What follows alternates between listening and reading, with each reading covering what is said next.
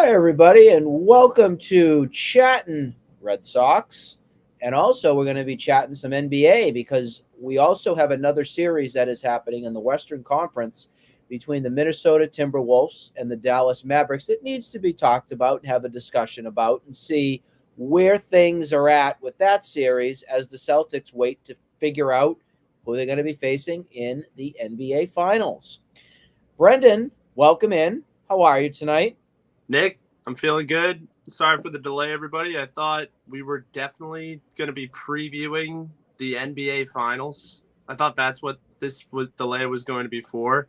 Yeah. The Minnesota Timberwolves take one back. They steal a game here in Game 4. Dallas fails to close it out, and the series goes on.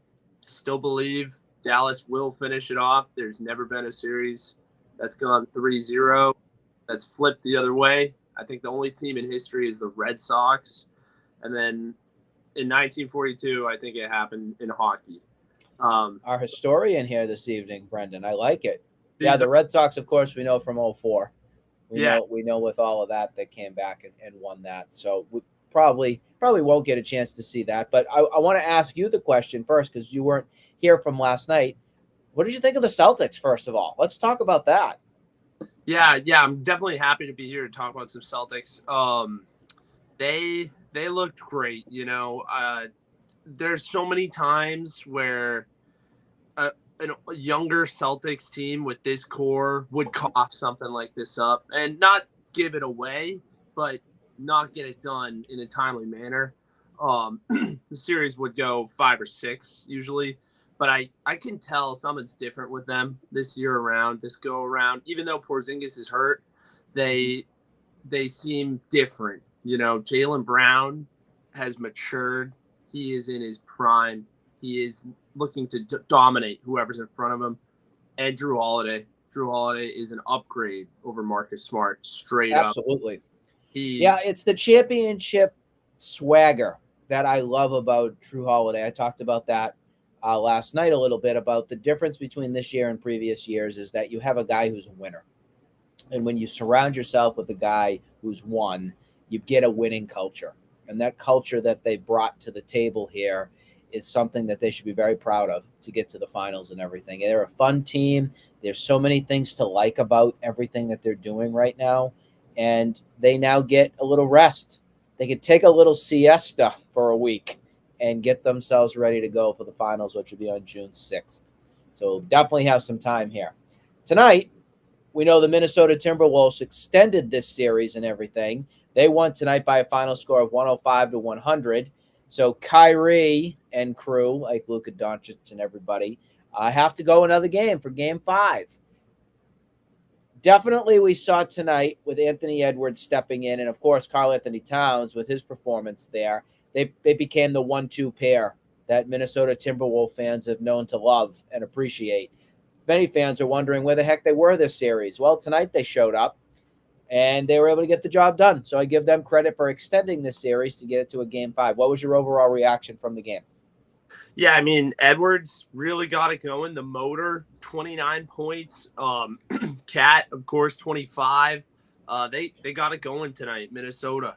Um, and and that props to them. Their season is on the line. It's never happened before, down from an 0-3 deficit. But if anything could happen, it's this series where Dallas loses their legs and they cough it up. I wouldn't be surprised, honestly, especially with a guy with a motor like Anthony Edwards. It would be a scary task to see them in the final coming off of a 0-3 comeback. But all I want is to, as long as possible, get Porzingis healthy and the Celtics with fresh legs against a Western Conference team that is going through trials and tribulations every round. Yeah, I think that was the ghost that you heard in the background, Brendan. Sorry if I scared you there a little bit. We have the ghost of Kyrie Irving in the corner over here. Oh, geez. Kyrie, go away. We don't want you. Get lost. I don't even want to start the chant right now. But yeah, the ghost of Kyrie was over there. Overall, though, number-wise from this game, I just want to go over a couple of the statistics because you know how much we love the number game here. Karl-Anthony Towns finished with 29 minutes, 35 seconds he was out there on the court. He finished with a plus 15. That's awesome for him overall with 25 points. The big score of the night was Anthony Edwards, finished at 40 minutes, 26 seconds, and he finished with 29 points again on the night with a plus 7. Those are great numbers to see. They also had 10 rebounds and 9 assists on the night. Definitely a game that you needed to put your best out there, and they got the job done. So they'll extend the series. That will go now to Thursday night. That'll be at 8:30. You said 8:30 game. Yeah, I think so. So that will extend over to there. I want to change gears. I want to go talking about the Red Sox here a little bit because the Red Sox actually did win a game tonight. So I'll give them 2 minutes of my time. I don't mind. I don't know if you mind, but we'll let you have it. The Red Sox won by a final score of 8-3 tonight. Brayan Bello was your winner, going a whopping 5 innings. You know how I feel about those kind of outings, Brendan. Yep. Raffy Devers went 4 for 5 in the night, some big hits. Rob Refsynder, your number 4 hitter, your cleanup guy. Yeah, hit a 2-run home run. I guess when you have a left-handed pitcher going on the mound, you just got to roll with it. And they rolled the dice, and he got the job done. And the big thing, though, for this game was Brendan Bernardino. Pitched 2 innings, escaped, bases loaded jam. Guy's been nails. Got a .47 ERA. This was a guy that the Red Sox said, nah, we don't want you. We're going to keep you in Worcester to start the season for Joey Rodriguez. The person who made that decision on the Red Sox should be fired and ousted at this current moment right now. Brendan Bernardino has been a stud ever since he's been a part of the Red Sox. So I'm a fan. I like what I've seen, but that was great to see his performance here tonight. Put the team on your back, get him out of some jams, and do his thing. He did his thing. Yeah, I would say Bernardino's entire tenure, he's been a stud, a lockdown bullpen reliever that they've had, as opposed to some other guys that have been a little hit or miss here and there. Rodriguez has been terrible his whole time, so I never understood that move in the beginning. There was a whole thing with the Milwaukee series with Chris Martin. I don't know if you got into it at all, but he gets really upset about a bunt. Told him to swing the effing bat. I loved it. Yeah, I know. For a team that's struggling at 500, where Jarren Duran or Raffaello would definitely use bunts, the post game, Chris Martin has the ego and the gnarl, whatever I'm trying to say. I don't even know. Gnarl. I like that word. Gnarl. We'll expand our vocabulary. That's what I was trying to say. Nerve. The nerve. Oh, the nerve. Yeah, the gnarl and the nerve. Mm-hmm. To say in this league, swing the bat, like that's the only way you can win. You know, and you got guys like Duran and Raffaello who can definitely make plays with the bunt, and you should. You know, Cora's talking about putting the ball in play, small ball, all this stuff. Chris Martin's just ego central at that moment. I had no idea what he was trying to start with Milwaukee. Milwaukee's competing to win. Trying to fire up his team. I'll give him credit. All I'm saying is Milwaukee's trying to win the NL Central. You're struggling to stay in 3rd place in the East right now. You take a lap, and look at what Milwaukee's doing. And how about Boston tries to play a little better? You know, I mean, Brendan. I mean, we've gone over it so many times. I mean, I'm just was watching tonight because out of straight boredom. I had something on in the background because the Celtics game was. I'll be honest. Watching the game out of freaking boredom. Oh, the Red Sox are on. Oh, look at that. Yeah. Can't even pronounce some of the guys' names. What? This guy's over there. This is who's playing here. And that's just how it is. I do want to say, I know you like Brayan Bello, one of the starter, one of the up-and-coming guys. I know you like him. Me? I think he's your, poor man's number 3. Definitely a good 4 or 5 starter. This is one of those guys that it drives me crazy when you hear the Tyler Millikins of the word, the Carabases, the Peralts. They're good guys. I'm not trying to hear the hate on them and everything. And I know they like to pump up the tires on some of these guys, but I'm sick and tired of it. Brayan Bello is never going to be an ace. He's not an ace. He's an average major league pitcher who can barely get out of 5 innings at times. I don't want to crap all over this guy's life at the current moment right now. That's not what I'm here for. I'm just trying to let some sense get into some people and come back down to planet Earth, where some of these guys that we continue to make, oh, Brayan Bello is going to be the next Pedro Martinez. I can't do this anymore. I can't do the freaking comparisons of these. Oh, this one's going to be the next David Ortiz. Oh, the next Nomar's at shortstop over here. Oh, don't you worry. The next Jackie Bradley's now in center with Cedane Rafaela. Get over it. The most talented pitcher on your staff is Tanner Houck. Just flat out get to know his name. I'll tell you that right now. But it just drives me crazy, bro. I can't stand major league pitchers who can barely get through 5 innings. I can't stand it anymore. It drives me crazy. This guy is no more than a right-handed Eduardo Rodriguez. That's what I see right now. And he was pretty good here as a Red Sox. I'm not saying that he wasn't. Yeah. He had his moments. But that's fine. If he's Eduardo Rodriguez, that's fine. But if I hear another person compare Brayan Bello to Pedro Martinez again, I'm done watching the team. I'm just done. No, I mean, that's a great point. That whole thing needs to be the brakes need to be pumped on the Pedro Martinez. The brakes need to be stopped. They need to be checked. They need to go down to the local Sullivan Tire and get their brakes fixed with a Valvoline. It's ridiculous. I understand. Go ahead. Sorry. People being excited for young players, but you can't just go comparing them to straight legends. That's like talking about 18-year-old Jason Tatum like he's going to be Larry Bird. Now Jason's starting to make it work, but Larry's one of the top 5 players of all time. So let's relax, on this stuff.